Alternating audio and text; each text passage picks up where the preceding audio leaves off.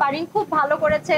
দর্শকদের জন্য আমরা সিনেমা করি। তার মা একজন কর্মজীবী মহিলা। সন্তান বড় হয়ে, যে কোনো সন্তান বড় হয়ে কি হতে চাইবে, কি করবে, তার ফিউচার কি হবে, that should be there decision, not my decision. হাসানের পরিচালনায় তাসনিয়া ফারিনের প্রথম সিনেমা ফাতেমা দেখলাম, আমার কাছে খুবই ভালো লেগেছে।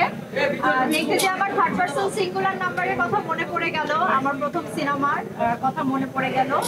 That was a wonderful journey, সবাই পছন্দও করেছিল এবং আজকে সেই দিনের কথাই মনে পড়ে গেল। এবং ফারিন খুব ভালো করেছে, ফিল্মটা অনেক ভালো, গানগুলো ভালো, লোকেশন ভালো, কনসেপ্ট ভালো, স্ক্রিপ্ট মানে ডায়লগ রাইটিং থেকে শুরু করে সবকিছু আমার খুবই ভালো লেগেছে।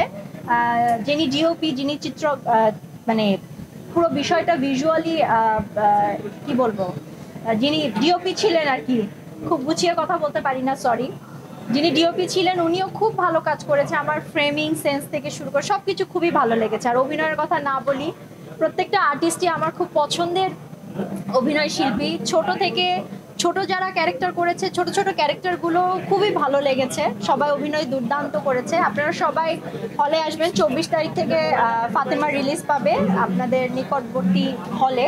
আপনারা যাবেন এবং সিনেমাটা দেখবেন, ভালো সিনেমা, আমার ভালো লেগেছে। যে কোনো কাজের স্বীকৃতি পাওয়া বা দর্শকরা যখন পছন্দ করে, আসলে দর্শকদের জন্যই আমরা সিনেমা করি। তো আফটার আ লং টাইম পরে আমি একটা সিনেমা করেছি, দর্শকরা পছন্দ করেছে, আমাকে ভোট করেছে, আমি নমিনেশন পেয়েছি, খুবই ভালো লাগছে। পাশাপাশি সরোয়ারও নমিনেশন পেয়েছে, ওর অনুভূতিও আশা করছি ভালো। আমার পক্ষ থেকে আমারও তো খুবই ভালো লাগছে, এই আর কি। ইলহামের অনুভূতি কি? এখনো জানতে পারিনি, জানতে পারলে অবশ্যই আপনাকে জানাবো। ইলহামের এখনো বোঝার বয়স হয়নি। এখন কোনো কাজ নিয়ে কথা বলতে চাচ্ছি না। আমি ইলহামকে তৈরি করছি এবং নিজেকেও তৈরি করছি ভবিষ্যতে ভালো কাজের জন্য। কারণ নিজে তৈরি হলে হবে না, ইলহামকেও তৈরি করতে হবে, তাকেও বুঝতে দিতে হবে যে তার মা একজন কর্মজীবী মহিলা। সো দুজন নিজেকে এবং তাকেও প্রিপেয়ার করছি। ইনশাল্লাহ খুব শীঘ্রই আমাকে কোনো ভালো কাজে দেখতে পারবে। সেটাও হতে পারে, আই ডোন্ট নো। আচ্ছা, সন্তানের প্রতি মায়ের চাওয়া কি, মানে বড় হয়ে সে কি হবে, এরকম বাবা মার একটা ইচ্ছা থাকে না? কেন সন্তানের প্রতি মায়ের চাইতে এইটা আবার কি হবে? সন্তান বড় হয়ে, যে কোনো সন্তান বড় হয়ে কি হতে চাইবে, কি করবে, তার ফিউচার কি হবে, that should be there decision, not my decision.